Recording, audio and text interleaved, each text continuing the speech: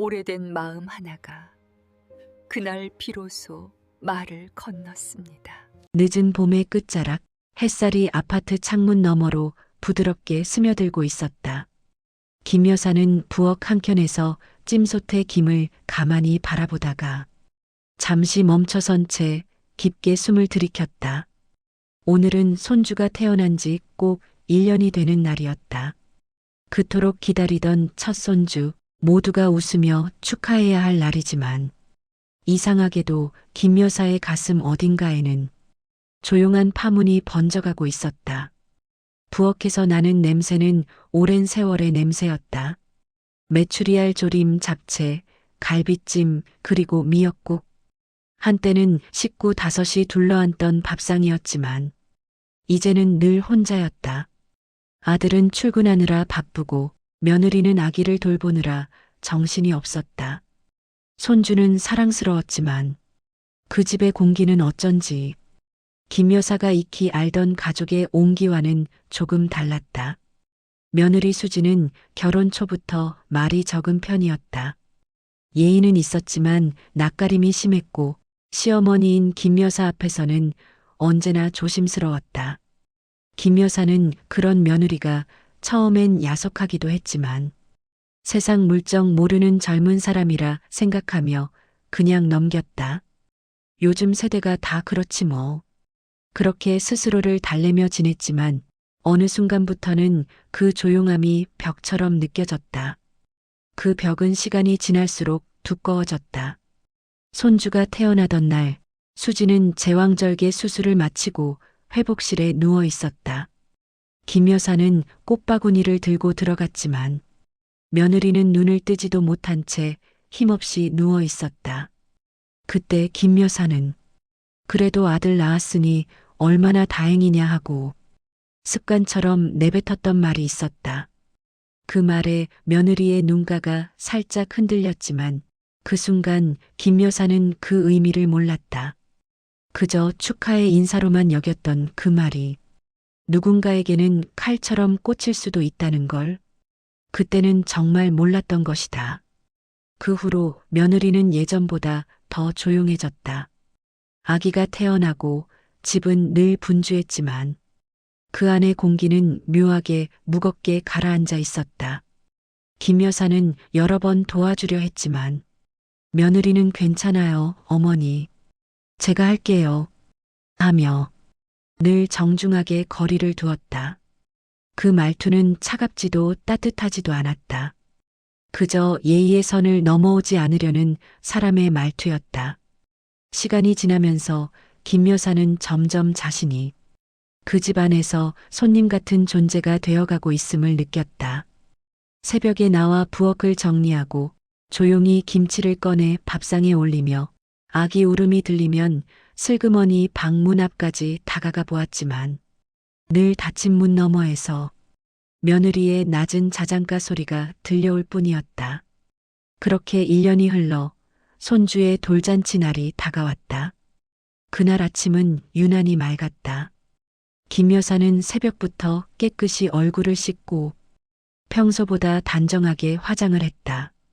머리카락 사이로 흰 잔털이 보였지만 그마저도 손주 앞에서는 부끄럽지 않았다. 그래, 오늘은 손주 돌이잖아. 좋은 날이니까. 스스로에게 그렇게 말하며 손수 싸온 반찬 꾸러미를 들고 집을 나섰다. 돌잔치장은 대형 호텔의 연회장이었다. 입구에는 풍선 아치가 세워져 있었고 하얀 드레스와 양복을 입은 사람들이 오가며 사진을 찍고 있었다. 요즘은 돌잔치도 결혼식처럼 하네. 김 여사는 낮게 중얼거리며 살짝 낯선 눈길로 주변을 둘러보았다. 아들과 며느리는 이미 도착해 있었다. 아들은 손님 맞느라 바빴고 며느리는 아이 옆에 앉아 조용히 미소를 짓고 있었다. 김 여사는 잠시 그 모습을 바라보다 가슴 어딘가가 묘하게 먹먹해졌다. 그 미소에는 기쁨보다 피로가 더 깃들어 있었고 그 눈빛은 웃고 있지만 깊은 곳에서는 어딘가 멀리 떠나 있는 사람처럼 보였다. 잔치는 시작되었고 사회자의 목소리가 울려 퍼졌다. 우리 사랑스러운 아기의 첫 번째 생일을 축하합니다. 박수 소리가 터져 나왔다. 케이크 위에 초가 꺼지고 사진이 찍히고 사람들의 웃음소리가 뒤섞였다. 그 순간 김 여사는 잠시 며느리의 얼굴을 바라보았다. 며느리는 아이를 안은 채 웃고 있었지만 그 웃음은 어딘가 어색하게 떨리고 있었다. 김 여사는 괜히 마음이 불편해졌다. 왜 저리 말라떼 밥은 제대로 먹고 다니는 건가? 그런 생각이 스쳐 지나갔지만 입 밖으로 꺼내진 않았다. 잔치가 끝나갈 무렵 며느리는 김 여사에게 다가와 작은 봉투 하나를 내밀었다. 어머니, 이건 나중에 꼭 보세요. 짧은 말 한마디와 함께 봉투를 내밀고는 그냥 조용히 돌아섰다. 김 여사는 멀어지는 며느리의 뒷모습을 그저 멍하니 바라보고만 있었다. 그날 밤 집으로 돌아온 김 여사는 식탁 위에 놓인 봉투를 한참 동안 바라보았다. 뭐지, 이건 돈은 아닐 테고. 호기심이 일었지만 묘하게 마음이 무거워 손이 쉽게 가지 않았다. 결국 밤이 깊어지고 집안이 조용해진 후에야 그녀는 조심스레 봉투를 열었다. 그 안에는 한 장의 편지가 있었다. 흰 종이에 또박또박 적힌 글씨. 처음엔 단순한 인사말인 줄 알았지만 읽어 내려갈수록 김 여사의 손끝이 떨려오기 시작했다. 어머니, 저는 사실 많이 힘들었어요. 처음부터 잘하고 싶었는데 늘 부족한 사람처럼 느껴졌어요. 제가 아는 가족이란 건 따뜻한 말 한마디였는데 어머니 앞에서는 그 말이 자꾸 작아졌어요. 그래서 조용히 멀어지게 된 것 같아요. 오늘은 손주의 돌이지만 저에게는 제 마음의 마지막 날 같아요. 그 문장을 읽는 순간 김 여사는 손끝이 얼어붙는 듯한 느낌을 받았다. 눈앞의 글자가 희미하게 흔들리고 숨이 막히는 듯한 정적이 밀려왔다. 편지의 끝에는 이런 말이 적혀 있었다. 내일부터는 제 부모님 집에 잠시 가 있을 거예요. 이혼 이야기는 아직 아들에게 하지 않았어요. 그저 제자리에서 잠시 물러나고 싶을 뿐이에요. 손주는 꼭 어머니께 안기고 싶어 했어요. 그 마음만은 알아주셨으면 좋겠어요. 김 여사는 편지를 손에 쥔 채 한참 동안 움직이지 못했다. 머릿속이 하얘졌다. 이혼이라니, 갑자기 이게 무슨 말이야. 심장이 두근거리며 온몸의 피가 식어가는 듯한 감각이 느껴졌다. 밤은 깊어가고 부엌 시계의 초침 소리만 들려왔다. 그 소리가 이상하게 크게 들리며 마치 며느리의 마음속 울음을 대신 전하는 것 같았다. 그녀는 편지를 다시 읽었다. 글자 하나하나마다 그동안 듣지 못한 말들이 스며 있었다. 어머니의 손길은 따뜻했지만 그 속에는 두려움이 있었어요. 저는 늘 평가받는 느낌이었어요. 잘하고 싶었지만 어머니 앞에서는 늘 부족했어요. 제가 들은 괜찮다는 말은 위로가 아니라 그만하라는 말처럼 들릴 때가 있었어요. 그제야 김 여사는 기억 속의 수많은 장면들이 떠올랐다. 며느리가 식탁 앞에서 조용히 설거지를 하던 뒷모습, 아기가 울어도 굳이 도움을 청하지 않던 모습, 그리고 몇 번이고 건넸던 괜찮지? 잘하고 있지? 라는 말들. 그 모든 순간이 갑자기 낯설게 느껴졌다. 그녀는 문득 거실로 나가 액자 속 가족 사진을 바라보았다. 거기엔 환하게 웃고 있는 아들, 그 옆에 어색하게 서 있는 며느리, 그리고 품에 안긴 손주가 있었다. 사진 속 웃음은 완벽해 보였지만 이제 와보니 그 미소 뒤에 얼마나 많은 눈물이 숨어 있었는지 깨닫게 되었다. 김 여사는 소파에 앉아 편지를 무릎 위에 올려놓고 한참을 바라보았다. 그 종이 위에는 며느리의 체온이 남아있는 듯했다. 마음 한켠에서 무언가 녹아내리기 시작했다. 그건 미안함이었고 그보다 더 깊은 이름 모를 슬픔이었다. 그녀는 그제야 알았다.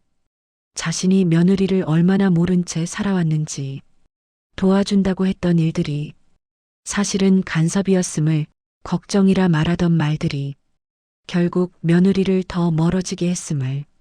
그날 새벽 김 여사는 불 꺼진 부엌에 앉아 있었다. 찬장문이 살짝 열린 채 안쪽에서 며느리가 담가둔 유자차 병이 반짝였다. 그 빛은 희미했지만 그 안에는 여전히 따뜻함이 남아 있었다. 그녀는 조심스레 그 병을 꺼내 컵에 따라 마셨다. 입안으로 번지는 단맛 속에 묘한 쓸쓸함이 함께 스며들었다. 이런 걸 이제야 알다니. 그녀는 자신에게 낮게 속삭였다. 눈가에는 눈물이 맺혀 있었지만 그건 울음이라기보다 어딘가 오래된 후회의 물결 같았다. 창밖으로 아침이 밝아오고 있었다. 첫 햇살이 커튼 사이로 스며들며 식탁 위의 편지를 부드럽게 비췄다.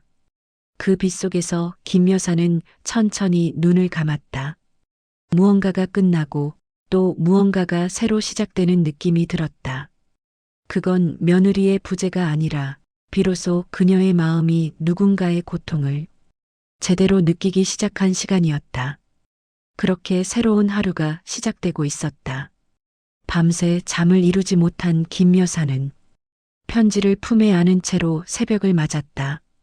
커튼 사이로 스며든 빛은 희미했지만 그 빛이 오늘따라 유난히 차갑게 느껴졌다. 창문 너머로 보이는 아침 하늘은 어제보다 조금 더 맑았고 그 맑음이 오히려 그녀의 마음을 더 아프게 건드리고 있었다. 주방 식탁 위엔 아직 편지가 그대로 놓여 있었다. 편지를 몇 번이고 다시 읽었지만 글자 사이사이에 숨어 있는 감정들은 읽을 때마다 다르게 다가왔다. 처음엔 배신처럼 느껴졌고 그 다음엔 절규처럼 들렸으며 이제는 그저 오래 참아온 한숨처럼 느껴졌다. 그녀는 천천히 부엌으로 걸어가 전날 남겨둔 미역국을 데웠다. 국물에서 김이 오르며 향이 퍼졌지만 그 냄새조차 쓸쓸하게 스며들었다.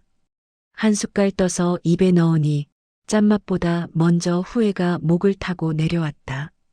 그녀는 그제야 자신이 며느리에게 괜찮다고 말할 때마다 얼마나 많은 감정의 문을 닫아왔는지 알게 되었다. 괜찮다는 말이 누군가에게는 더 이상 말하지 말라는 뜻일 수도 있구나. 그 생각이 스치자 김 여사는 수저를 내려놓았다. 그 말이, 그 한마디가 며느리의 마음을 얼마나 조용히 다치게 했는지 이제야 조금씩 알 것 같았다. 며칠이 흘렀다. 며느리의 집에서는 아무 소식도 없었다. 아들도 말이 없었다. 출근하고 퇴근하고 식탁 앞에 앉아 밥을 먹는 동안에도 둘 사이엔 묘한 공기가 흘렀다. 어느 날 저녁 김 여사는 용기를 내어 아들에게 물었다. 요즘 수진이는 잘 있지? 짧은 침묵이 흘렀다. 아들은 젓가락을 멈춘 채 잠시 허공을 바라보다가 그저 고개를 끄덕였다. 그 작은 움직임 속에 무언가 감추려는 기색이 묻어 있었다. 그날 밤 아들은 평소보다 늦게까지 방에 머물렀다. 문틈 사이로 새어나오는 불빛이 김 여사의 발끝을 스쳤다. 그녀는 그 앞에서 한참을 서 있었다. 문을 두드릴까, 그냥 지나칠까 수없이 망설이다가 결국 돌아섰다. 문 앞에서 느껴지는 그 묘한 온도, 그건 단순한 거리감이 아니라 가족이지만 서로의 마음을 모른 채 살아온 시간의 무게였다. 며느리가 떠난 지 일주일째 되는 날이었다. 김 여사는 우편함을 열다 한 통의 반송된 봉투를 발견했다. 며느리 이름이 적혀 있었고 보낸 사람은 자신이었다. 며칠 전 손주를 위해 준비한 작은 모자를 택배로 보냈던 기억이 떠올랐다. 그 봉투엔 수치인 부재라는 도장이 찍혀 있었다. 그 도장 하나가 온몸을 얼어붙게 만들었다. 그녀는 그 자리에 한참 서 있었다. 바람이 불어와 봉투를 스쳤고 그 안에서 부드럽게 접힌 천의 감촉이 전해졌다. 그 감촉이 이상하게 생생하게 느껴졌다. 저 작은 머리에 이 모자를 씌워줬으면 얼마나 귀여웠을까. 그 생각이 떠오르자 가슴 한가운데에서 서늘한 후회가 스며들었다. 그날 밤 김 여사는 다시 편지를 꺼냈다. 손끝이 종이를 따라 움직이면서 한 줄 한 줄을 더듬었다. 그 문장들 속에서 자신의 목소리를 듣는 듯했다. 자신이 했던 말, 하지 않았던 말, 그리고 너무 늦게 깨달은 말들. 그 모든 게 이 작은 종이 안에 담겨 있었다. 며칠 뒤 아들은 결국 사실을 말했다. 며느리는 아이를 데리고 친정으로 갔고 현재는 별거 중이라는 소식이었다. 김 여사는 아무 말도 하지 않았다.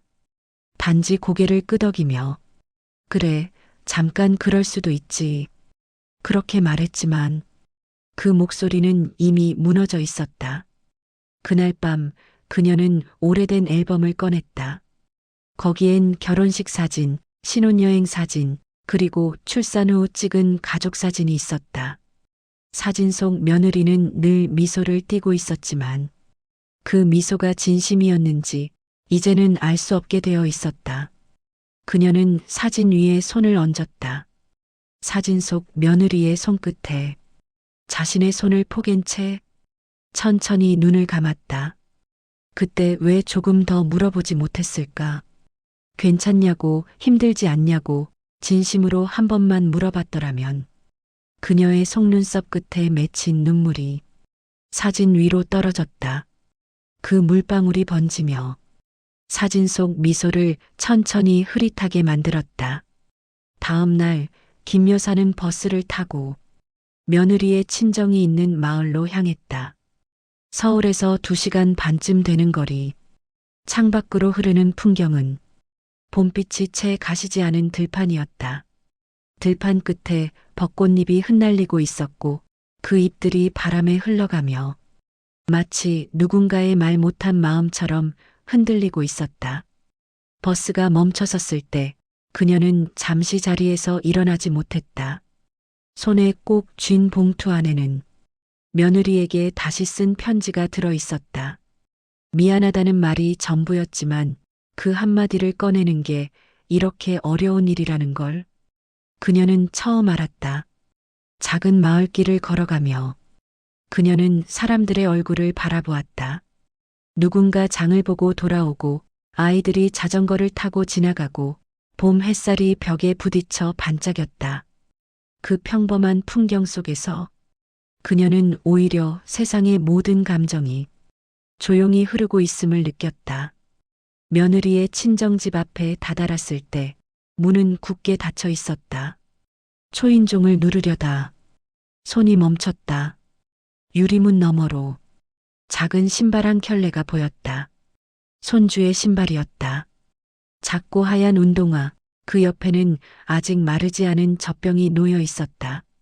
그녀는 한참 동안 그 자리에 서 있었다. 무엇을 해야 할지 몰랐고 어떤 말부터 꺼내야 할지도 몰랐다. 그저 손끝이 떨렸고 눈앞의 문이 너무 무겁게 느껴졌다. 결국 그녀는 편지를 문틈 사이로 밀어넣고 돌아섰다. 걸음을 옮기려는 순간 문 안쪽에서 인기척이 났다. 발걸음이 멈췄다. 문이 살짝 열리고 그 안에서 손주가 얼굴을 내밀었다. 할머니? 아직 또렷하지 않은 발음이었지만 그 소리는 세상의 어떤 말보다 따뜻하게 울렸다. 김 여사는 그 자리에 얼어붙은 듯 서 있었다. 손주는 잠시 그녀를 바라보다 안쪽으로 사라졌다. 그 뒤로 들려오는 며느리의 낮은 목소리. 문이 완전히 닫히고 그녀는 천천히 고개를 숙였다. 무언가 가슴 깊은 곳에서 조용히 무너져 내리는 소리가 들렸다. 집으로 돌아오는 버스 안 그녀는 창가에 머리를 기댄 채 눈을 감았다. 햇살이 얼굴을 스쳤고 그 온기가 마음 한켠에 스며들었다. 그 온기 속에서 며느리의 목소리가 떠올랐다. 저는 그냥 따뜻하게 살고 싶었어요, 어머니. 그 한 문장이 오래도록 귀에 맴돌았다. 버스가 도시로 들어설 무렵 김 여사는 창밖의 가로수 사이로 하늘빛이 천천히 바뀌어가는 걸 바라보았다. 햇빛이 희미하게 기울고 그 속에 먼지들이 반짝이며 흩날리고 있었다. 그 빛 속에 그녀의 생각도 함께 흩어졌다. 나는 그동안 따뜻함을 주었다고 믿었지만 사실은 내 방식의 온도만 강요했을 뿐이었구나. 그녀는 속으로 그렇게 중얼거렸다. 바람이 유리창을 스쳤고 그 소리가 마치 오래된 후회가 스며드는 듯 잔잔히 이어졌다. 집에 돌아왔을 때 현관 안엔 아무도 없었다. 아들은 여전히 퇴근이 늦었다. 불을 켜자 거실은 텅 비어 있었다. 하지만 그 고요함 속에서 그녀는 이상하게도 며느리의 온기를 느꼈다. 손주가 남긴 장난감 하나, 식탁 위에 며느리가 두고 간 수첩, 그 안에 적힌 작은 메모들. 분유 3스푼, 어머니 약 챙겨드리기. 그 메모 한 줄 한 줄이 그녀의 가슴을 찔러왔다. 그녀는 주저앉아 그 메모를 손끝으로 쓰다듬었다. 종이 위에 글씨가 떨려 보였다. 그 글씨 속에는 여전히 누군가를 사랑하고자 했던 조용한 마음이 머물러 있었다.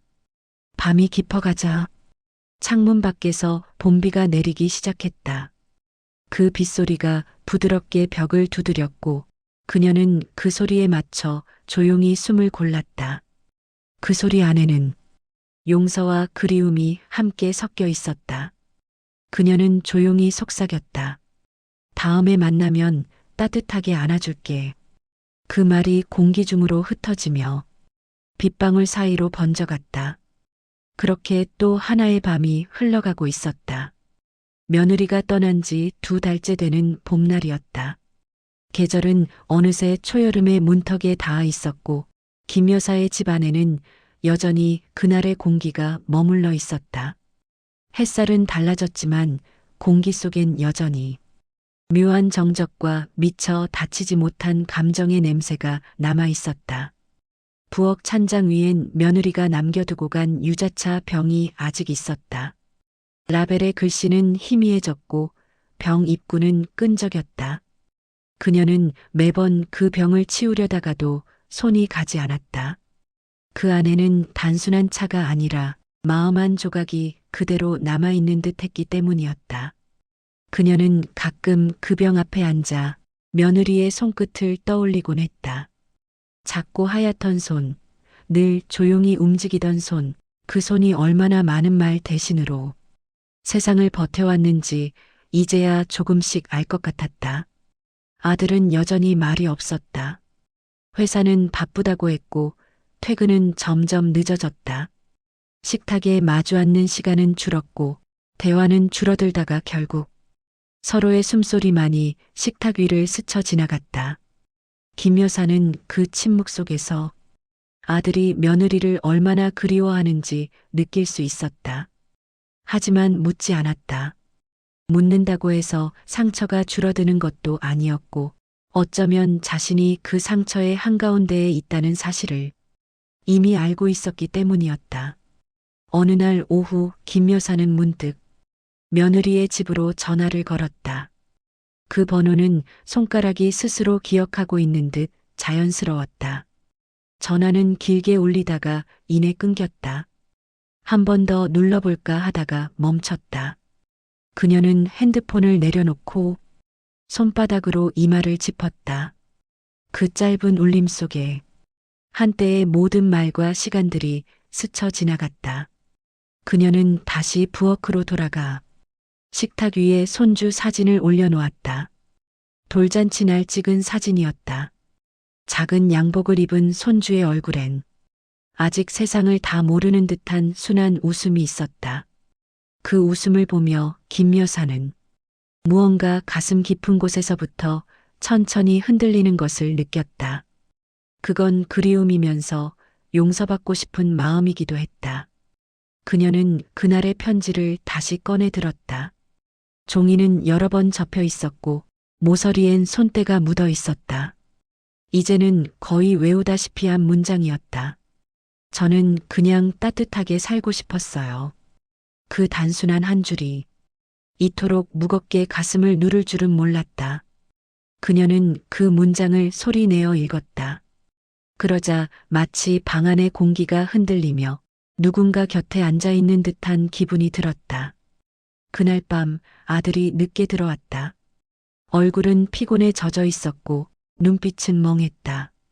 김 여사는 물 한 잔을 건네며 조심스럽게 말을 꺼냈다. 혹시 수진이랑은 이야기 좀 해봤니? 아들은 잠시 머뭇거리다가 고개를 저었다. 서류 냈대요. 짧은 한마디였다. 그 말이 공기 속에서 무겁게 떨어졌다. 이혼 서류요. 그 목소리는 담담했지만 그 담담함 속에 무너진 마음의 조각들이 조용히 흘러나오는 듯했다. 김 여사는 그 자리에 앉은 채 한참을 말없이 있었다. 숨이 막히는 듯한 고요함, 그 안에서 아무 말도 할 수 없었다. 잘한 거야. 입 밖으로 나온 목소리는 낯설 정도로 작았다.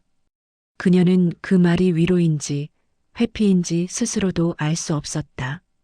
아들은 식탁 위에 고개를 숙인 채 손가락으로 냅킨을 만지작거렸다.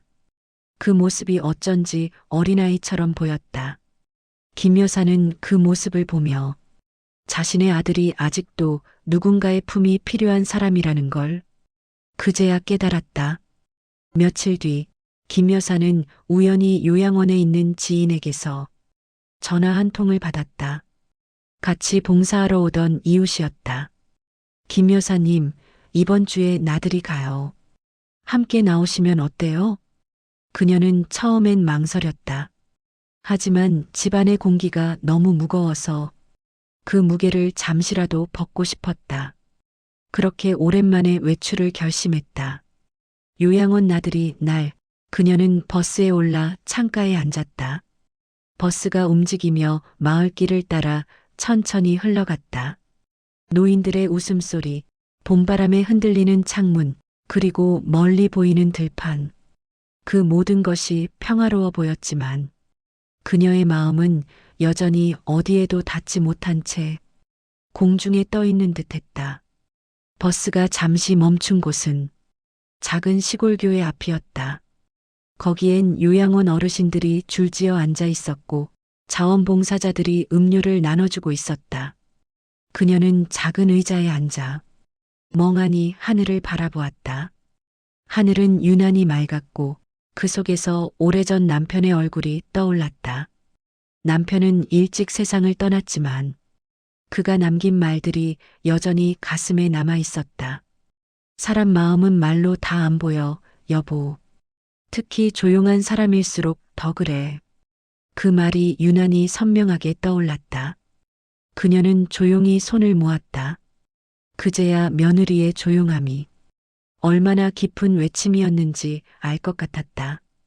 집으로 돌아온 뒤 그녀는 방 안의 정적 속에서 자신의 지난 세월을 떠올렸다. 젊은 시절 아이 둘을 키우며 늘 바쁘게 살았다. 살림과 생계, 병든 시어머니의 간병까지 모든 걸 혼자 감당해야 했던 세월. 그 시절 그녀는 늘 강해야 했다. 세상은 약한 사람을 기다려주지 않는다. 그 말이 몸에 배어 있었고 그 강함이 어느새 사랑의 언어를 대신하게 되었다. 그녀는 그제야 깨달았다. 자신이 며느리에게 했던 수많은 말들이 사실은 강해라는 명령이었음을. 나는 이렇게 살았으니 너도 할 수 있다는 무의식의 강요가 얼마나 많은 사람을 숨막히게 하는지 이제야 알 것 같았다. 그녀는 가만히 손바닥을 바라보았다. 주름 사이에 먼지가 끼어 있었고 거칠어진 살결이 세월을 말해주고 있었다. 그 손으로 수많은 밥을 짓고 수많은 말을 삼켜왔던 시간들이 떠올랐다. 그리고 그 손으로 누군가를 다독이지 못했다는 사실이 가슴 깊숙이 파고들었다. 그날 저녁 김 여사는 며느리에게 전화를 걸었다. 이번엔 용기를 냈다. 전화를 걸고 벨소리를 세어갔다. 하나, 둘, 셋. 그리고 다섯 번째 벨이 울릴 때쯤 낯익은 목소리가 들렸다. 내 어머니? 짧고 조심스러운 목소리였다. 그 소리에 그녀는 순간 말을 잃었다. 목이 메어 아무 말도 나오지 않았다. 수진아. 그 한마디가 겨우 나왔다. 그 목소리엔 울음과 용서, 그리고 그리움이 섞여 있었다. 잠시 침묵이 흘렀고 그 침묵은 마치 두 사람의 지난 시간을 하나씩 되짚는 듯했다. 어머니 죄송해요. 아니야, 내가 미안하다.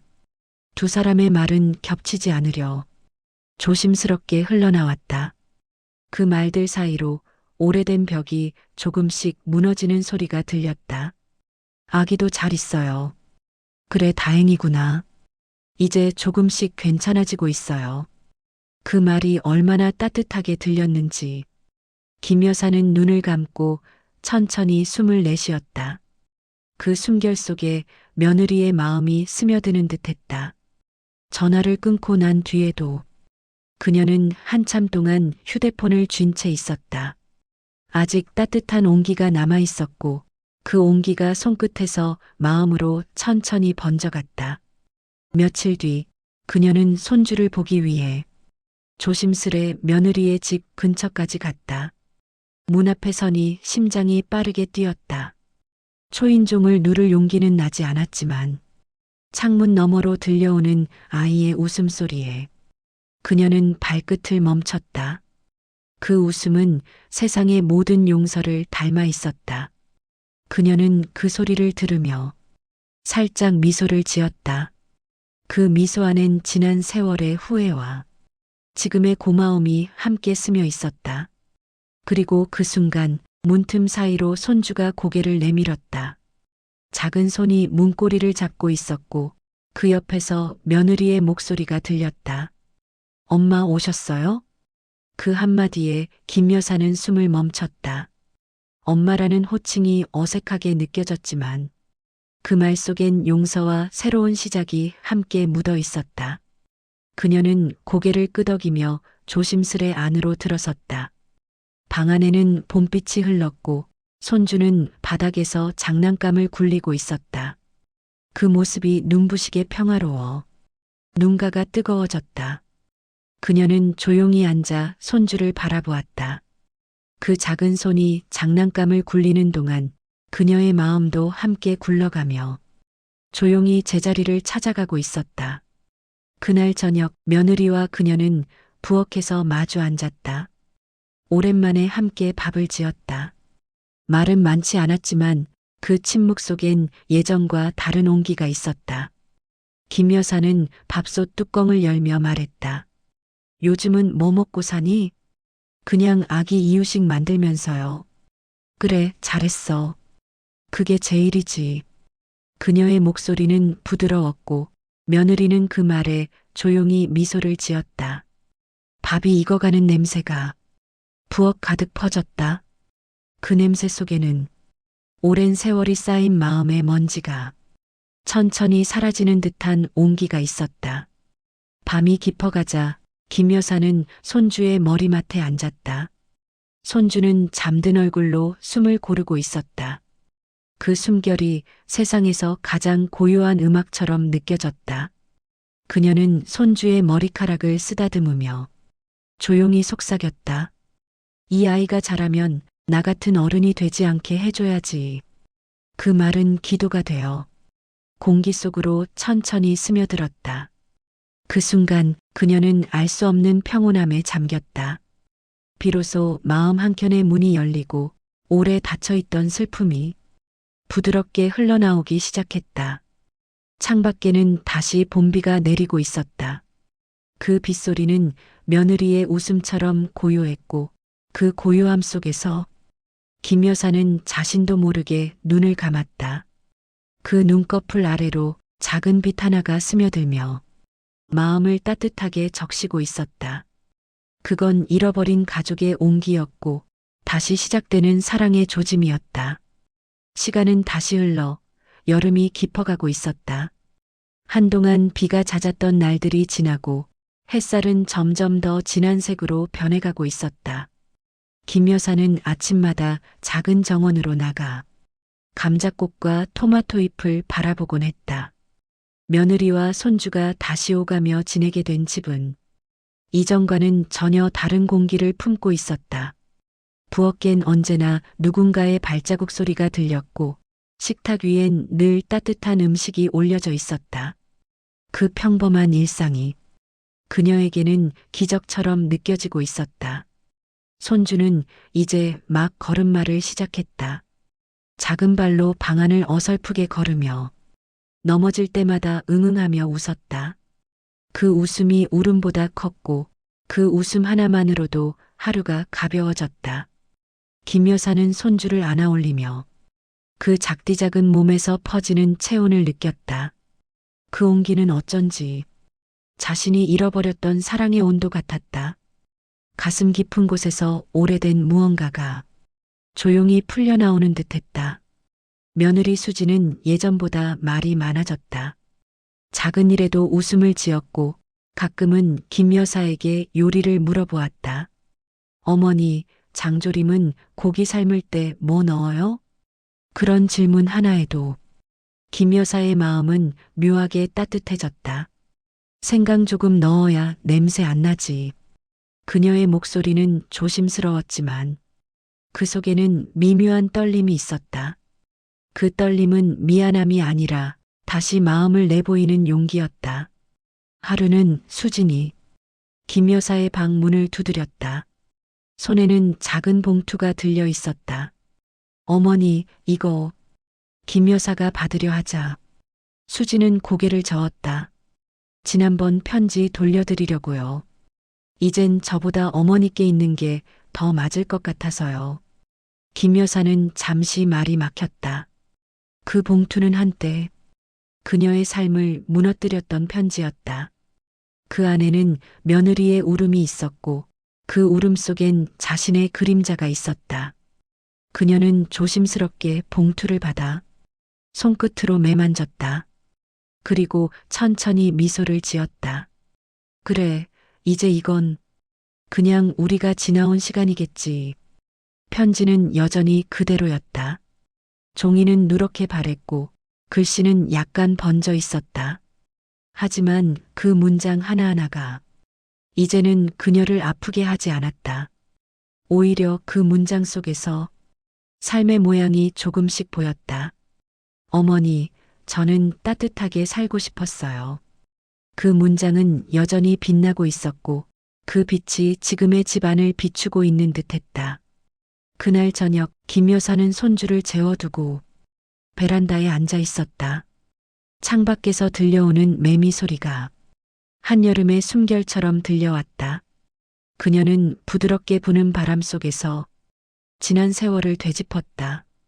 남편이 세상을 떠난 날 그녀는 처음으로 두려움을 느꼈다. 그 이후로는 늘 강해야 했다. 강해야 아이를 키우고 강해야 버틸 수 있었다. 하지만 그 강함이 어느 순간 누군가에게는 벽이 되어버렸다는 걸 이제야 알게 되었다. 그 벽이 너무 단단해서 며느리의 손길이 닿지 못했던 것이다. 그녀는 며느리의 조용한 뒷모습을 떠올렸다. 설거지를 하던 모습, 빨래를 널던 모습, 손주를 품에 안고 창가를 바라보던 모습. 그 모든 장면이 파도처럼 밀려왔다. 그 안에서 그녀는 누군가의 외로움을 이제야 알아차린 듯했다. 그녀는 그제야 깨달았다. 사람의 마음은 이해하려고 애쓸 때보다 그저 곁에 있어줄 때 더 깊게 닿는다는 걸. 그동안의 삶은 늘 해야 한다로 가득했지만 이제는 있어주는 일이 얼마나 큰 위로인지 조용히 느껴지고 있었다. 신팔 시장길의 미소, 조용한 화해.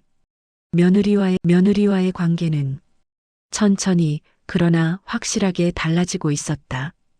어느 날은 둘이 함께 시장에 갔다. 김 여사는 채소를 고르고 수지는 계산을 했다. 그 모습이 이상하게 자연스러워. 서로 눈을 마주보고 웃었다. 그 웃음에는 긴 시간의 미안함과 조용한 화해가 섞여 있었다. 집으로 돌아오는 길, 수지는 잠시 걸음을 멈췄다. 어머니, 전 그동안 많이 미웠어요. 근데 이제는 그냥 감사해요. 그 말에 김 여사는 조용히 손을 내밀었다. 나도 그랬어. 미안하다는 말보다 고맙다는 말이 더 어울리는 사이가 됐으면 좋겠다. 그녀의 말은 바람처럼 부드럽게 흘렀고 수지는 눈가를 훔치며 고개를 끄덕였다. 그날 밤 두 사람은 손주가 잠든 뒤 조용히 마루에 앉았다. 달빛이 방 안으로 스며들며 서로의 얼굴을 비췄다. 김 여사는 찻잔을 들어 따뜻한 유자차를 한 모금 마셨다. 그 향이 예전과 달리 한결 부드럽게 느껴졌다. 이 차 아직도 맛이 좋네.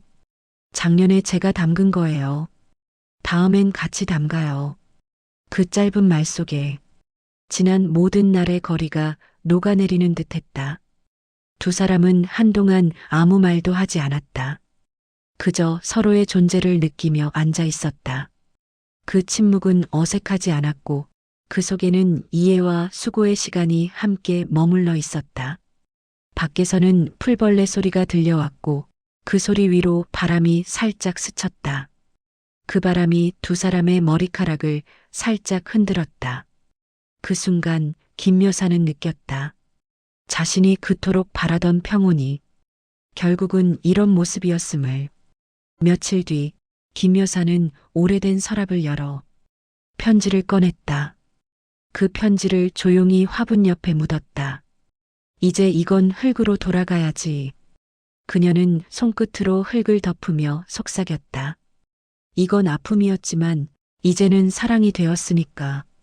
그 말이 흙 사이로 스며들며 조용히 마음을 덮어주었다. 그날 저녁 비가 내리기 시작했다. 가늘고 고요한 여름비였다. 창문을 타고 흐르는 빗방울이 마치 누군가의 눈물처럼 보였다. 그녀는 창가에 앉아 그 빗소리를 들었다. 빗방울 사이로 들려오는 아이의 웃음소리가 방 안을 부드럽게 울렸다. 그 웃음이 빗소리에 섞여 세상의 모든 상처를 감싸주는 듯했다. 며느리 수지는 그날 밤 김 여사의 방문 앞에 서서 말했다. 어머니, 내일 유자차 다시 담글까요? 김 여사는 문을 열며 웃었다. 그래, 이번엔 내가 손질할게. 두 사람의 눈빛이 잠시 마주쳤다. 그 눈빛 속엔 말로 다하지 못한 수많은 감정이 머물러 있었다. 그건 미안함이기도 했고 서로를 향한 이해이기도 했다. 그날 밤 부엌에는 다시 향긋한 유자 냄새가 퍼졌다. 그 향은 예전과 달랐다. 이제는 서로의 마음이 섞인 향이었고 그 향이 천천히 집안 구석구석을 감싸고 있었다. 계절은 그렇게 또 흘러 가을이 되었다.